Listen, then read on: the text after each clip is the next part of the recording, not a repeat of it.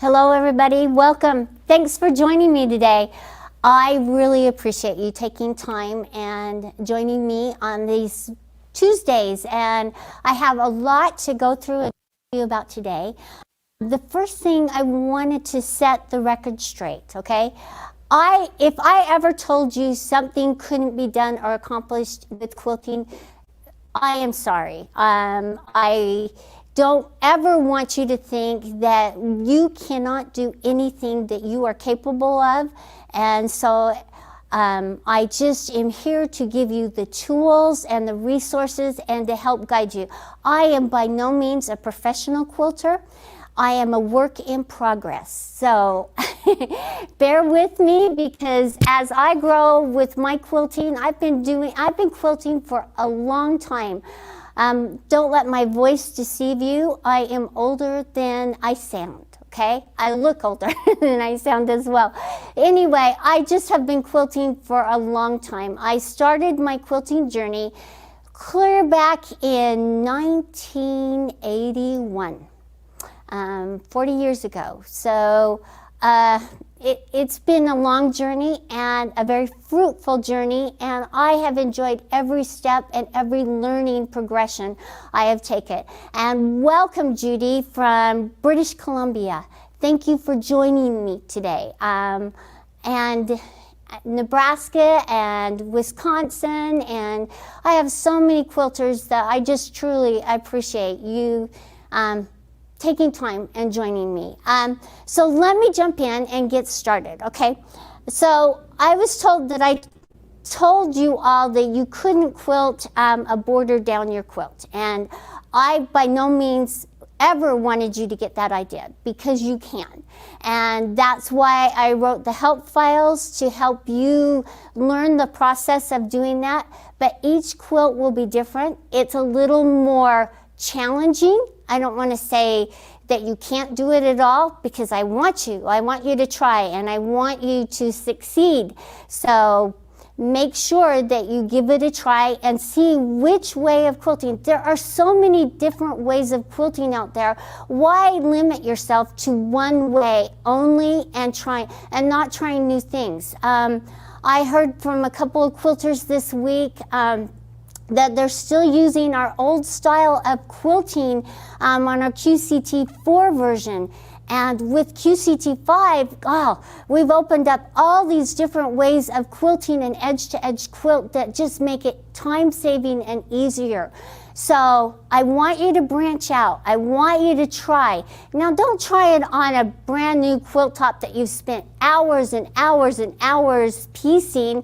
I want you to put a practice piece on, and one that you don't care about, and play and enjoy it and learn from it. So make sure that you're taking time to learn new ways of your craft. And I honestly and truly believe that as you try new things, it will open up other windows and other avenues for you to create.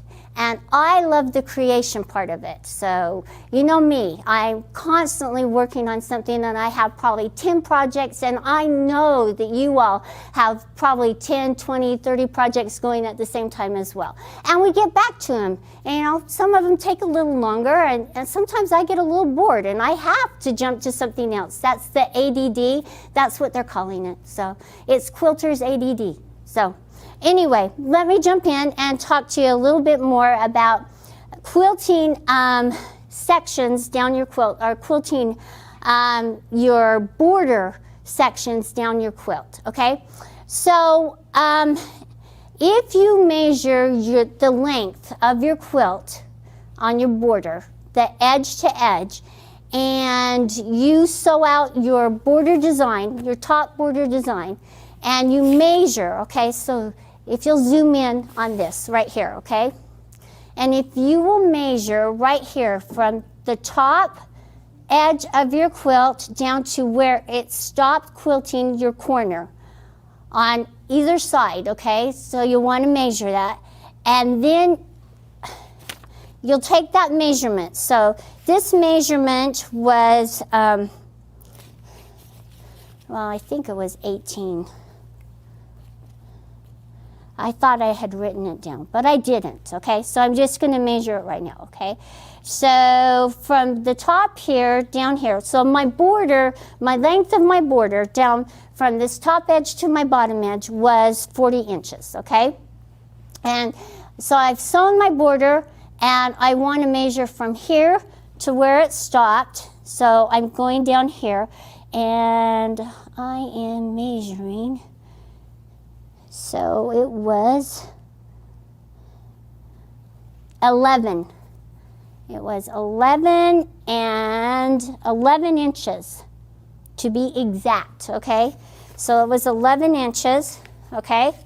And if I take the 11 inches, because I know my border will sew the same way. If I size it, everything, it will sew the same 11 inches up, or it should be close. And I measured it, and mine did, okay? So then I take that 11 and that 11, and it's 22. Simple math for me. And I'm going to subtract that 22 from my 40 inches in length.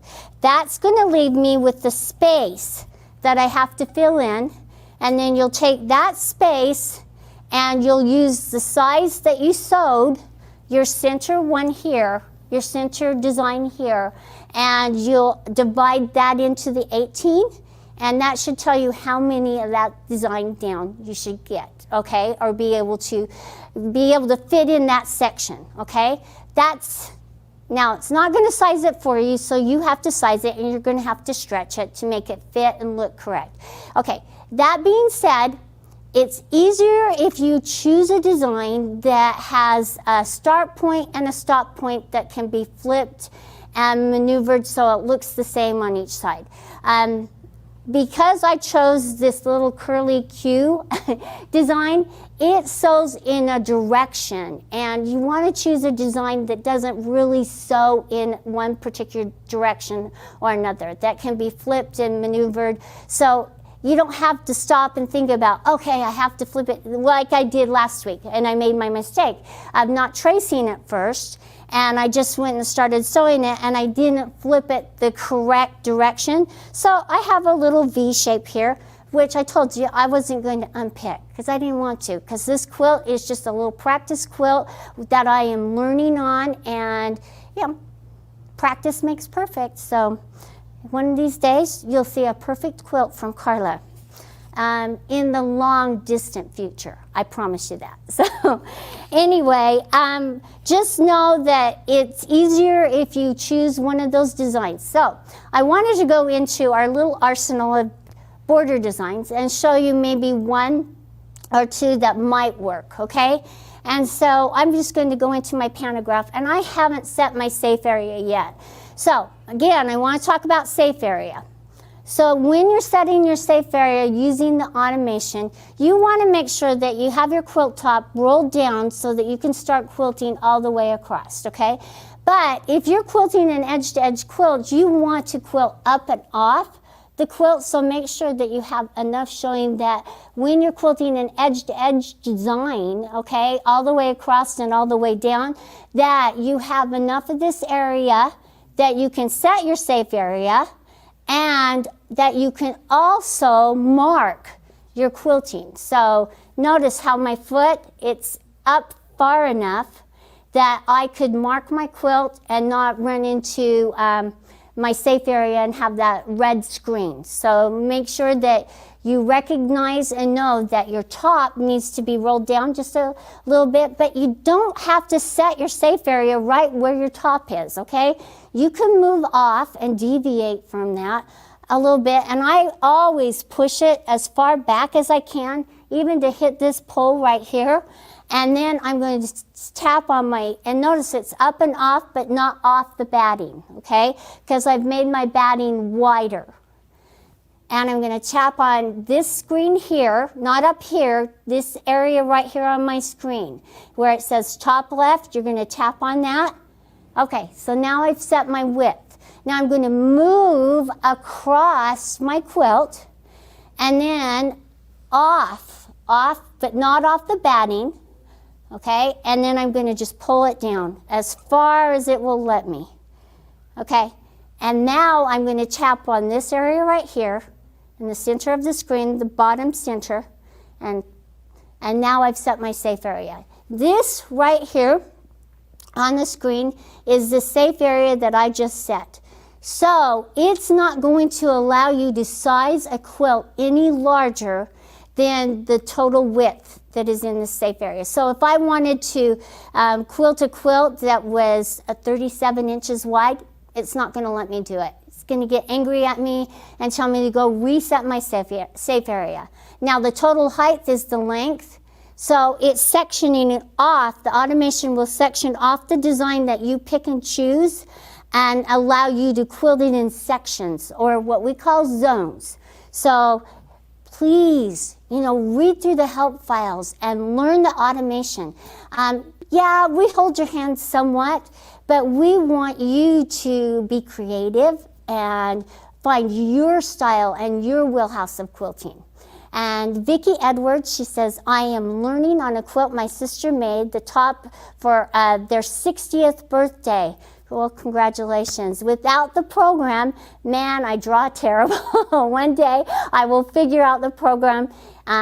So yeah, that's what we're here for. So, and you don't draw terrible. And if you look at this beautiful quilt that you're quilting, and then one, say a year that you do a year from now using kind of the same method, it's so fun to see how much better you get with each quilt. You can look at my quilting and kind of see the history of the company. Through each quilt I've made and created, from our humble beginnings to now, it's just kind of fun. And I love that my quilts are the history of this company, and they tell that story. And I know that my kids don't appreciate it now, but maybe one day they'll really appreciate the time and the effort. And really, the quilts are our labor of love. We love our art and our craft, and that's our way of expressing our appreciation and our gifts and our talents. So explore them. Okay, so now we've set our safe area, and I just kind of wanted to talk to you about that and the way you want to quilt and choosing the right design. So that being said, I want to jump in and remind you about the cells and everything, but I'm going to jump in and talk to you about quilts I've done. So before I leave, guys, my guys here, remind me that I want to talk to you about the upcoming sales and the sales that we have going on now, and just remind you of that. So let me jump in. I've had quite a few emails from you wonderful quilters, and I love them. So please continue to email me. It's Carla with a K, Karla @graceframe.com. And so please email me with your thoughts, your ideas. We will have upcoming videos with some of the comments and thoughts. So just let me know what you're thinking out there. Okay, so I wanted to talk to you a little bit about today.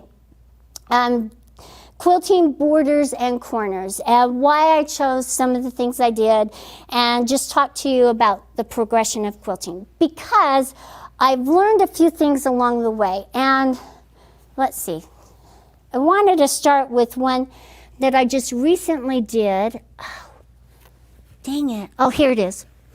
This is the one that I did my progression on. I finally got it quilted.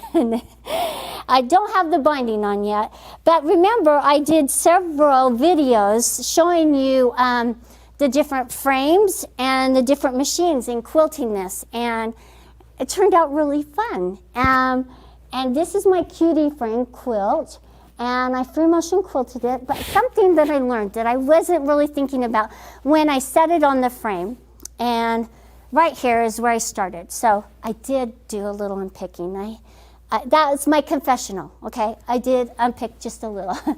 Because when I put it on, I had it on the hoop frame, and I had it like this with the, and I wasn't thinking. And notice that on the quilt, well, let me hold it up here. Okay, notice that on the quilt, okay, can I just leave it like that?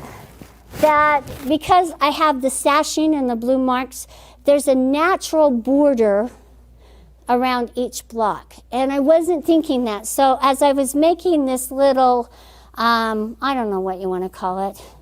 It's a modern feather, okay? As I was making it, I didn't make my little spiral right here centered right above where it stopped. I just kind of kept going, and that's where I kind of unpicked, because I noticed that, why didn't I think of that? I don't know. Usually I'm a little better at that, but you know, I didn't take my little brain thinking pill that morning or something. So anyway, just notice that with the sashing, it really does kind of help give you some boundaries to quilt in. And it turned out really fun. My design that I practiced on paper, like I showed you, it turned out fun. And I started out marking it with a pencil, but eventually I didn't need the pencil any longer. I was able to just free motion quilt it. And it's really fun. It's nice to have done. So now look at the back. You can see my design and everything on the back. So the backs are kind of fun too. So that was my idea of quilting this fun little quilt, and how I used it for the borders and corners. And by me sectioning it off using the sashing, I was able to make it nice and even all the way along. So it looks really cohesive. So right there in my corners, I did my little spiral. Can you see that? And then I went right around the corner. So that was kind of fun. So that's that one. That's the most current one. This one right here, I know I've shown you it before, but it's another one that has sashing, so it has some markings. But as I was doing this, it has a couple of borders. And I love the backing on this too. It's really fun. The backs are as fun as the tops, I think. So put your own personality. So piece backings are me. They're kind of quirky, and I try to add the little quirkiness because that's what I like. I think it makes quilts interesting and fun. So anyway, so as I was quilting this, you can see that I still have some orange chalk. I will never use that again, okay, because it's still coming out. I figure by the year 2050, maybe the orange will be out of it. Who knows? So I kind of did the same design with the little spiral, but this one is actually a little feather. And I did the square little flower right here. And as I was quilting them, I did my little loops. So just kind of get your mojo on. And this was free motioned, but the border was a little different. I couldn't figure out what I wanted. So I took elements of this border and the spiral, and I kind of made my own across the top. So that's kind of fun and a little different, and it makes it mine. So that's another way. Now let's get to the automation. So I did this quilt a long time ago, and it's kind of fun. So here's the back. See the little chevron design, and then I put a little blue strip.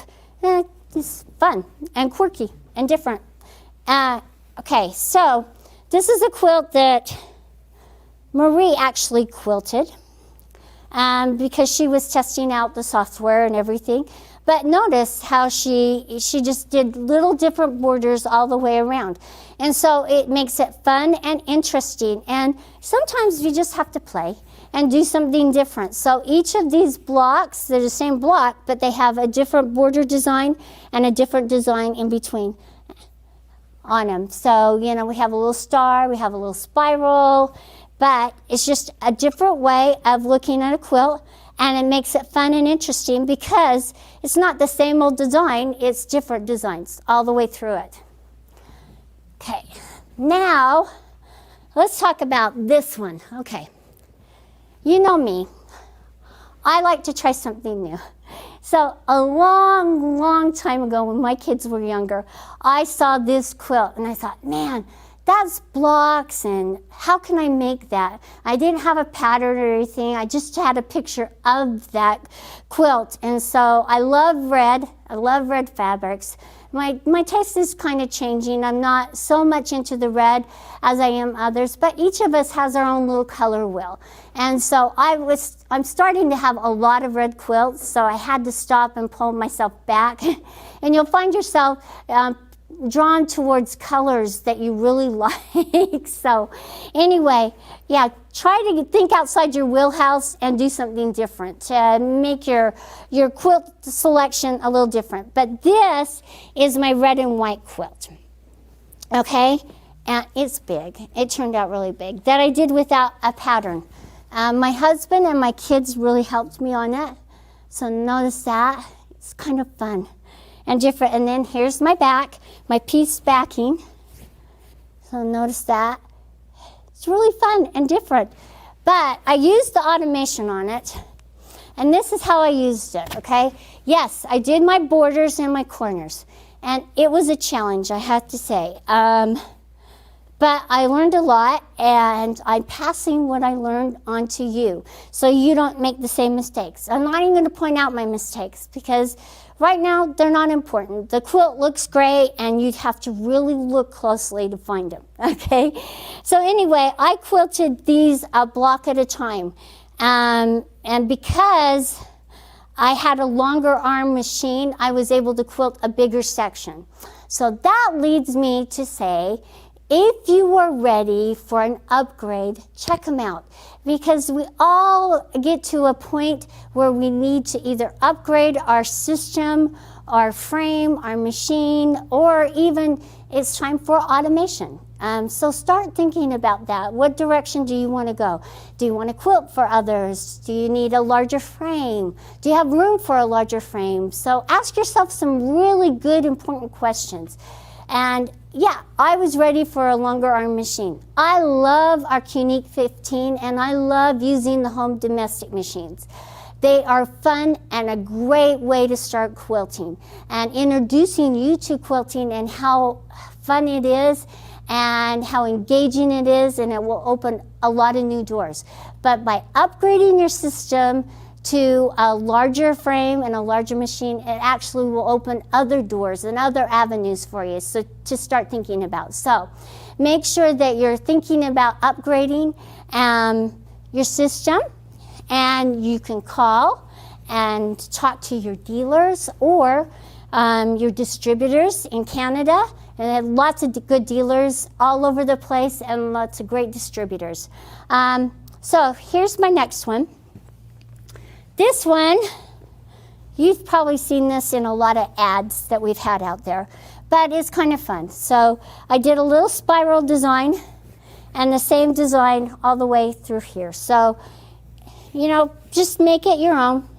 And you can see right here that it kind of got off just a little bit, but this was quilted before we actually had fabric comp. So like I said, my quilts actually tell the history of the automation and the history of the company. And then last but not least, I have a couple more, okay? So this one right here is my spiral quilt. I did this one, and this is the one that inspired me to talk to the guy who makes our automation. His name is Brad. And I said, Brad, there's got to be an easier way or more concise way to quilt a border and keep that design within the border. Because you can see right here how it's kind of quilted out. And I said, God, it'd be really nice if you could come up with a way to, if I had a design to keep it inside my border, even though my quilt's maybe not on exactly straight. And this was the inspiration quilt. And yes, you can thank me in emails and praises, because that's where Fabric Comp was born. So it was on this quilt here. And then, last but not least, I had this quilt, but it doesn't really have a border. It's just a design. My So Easy quilt. I kind of wanted to bring this back out and talk to you about it, because with the automation, sometimes you pick a border and it just doesn't work and it doesn't look right. So with the Pro version, that's where Pattern CAD comes in. I love Pattern CAD because it allows me to go in and tweak a design and really make it work. And so just as you're working out there and as you're thinking about upgrading and taking on new challenges, stop and think about the direction you want to move. And stop and think about your price point, because I don't want you to go into massive amounts of debt. We want you to get into a system and be able to upgrade in increments. So let's talk about sales, okay? This month we have great sales going on with the accessories. So they're 20% off, so now's the time to stock up. Stock up on your bobbin cases, stock up on your needles, stock up on your thread. We have great, wonderful thread. And I use our thread for piecing as well. So just know that it's great for all aspects of quilting. I also use it for hand quilting. So I love it for applique, and it's so nice, and it doesn't knot up on you. And that's what I like about it. It doesn't knot up on you as you're appliquing along. So just remember that as you're working. So the 1st of August, we're having some really good sales. So if you're wanting to upgrade a machine, so if you purchase a machine, you'll get a free frame and a light bar. So look forward for that, and just remember, now's the time. Don't wait, but call your dealer and talk to them and just talk it through. There's something important about talking about your progression, and just talking a little bit about it will really help you make a more informed decision, and you will feel happier about that decision. So make sure you give us a call or your nearest dealer a call, okay? And go to our website. It's graceframe.com. Or if you have any questions and you want to know something, just email me. I'm here to help. And again, and then the other thing is that because the accessories are on sale, I've had a couple of emails about purchasing the gold cards. And you can purchase them now, and they don't go into effect until you register them or you input that number into it. So yes, you can stock up on the gold cards during the sales. So make sure that you're doing that so that you have an endless supply. And I was able to do a couple of designs, edge-to-edge designs, so they'll be adding those to whoever purchases the gold features. You'll get a couple of Carla design exclusives, so I'm very excited about that. So I love the designing process. So make sure that you let us know what you're thinking and how we can help. And so, yes, and we'd also like to know what you'd like to see in future videos. You've given me a lot of input. Next time, I'm actually going to go through, I know I've said this, and I've changed it because we need a little bit more input on the borders and corners without the gold features. So next time I'm going to do my Patriot Star, my quilt. I finally found the fabric, everybody. It's been a long time going so I can get it done. And so I'll talk to you about cutting and piecing that. And then I'm going to show you how I'm going to quilt it, which I don't know yet. So it's a big surprise for me, and it'll be a big surprise for you. So join me next time, and thank you again for all your interest, and I really appreciate you joining me. Take care. Have a good week. Bye-bye.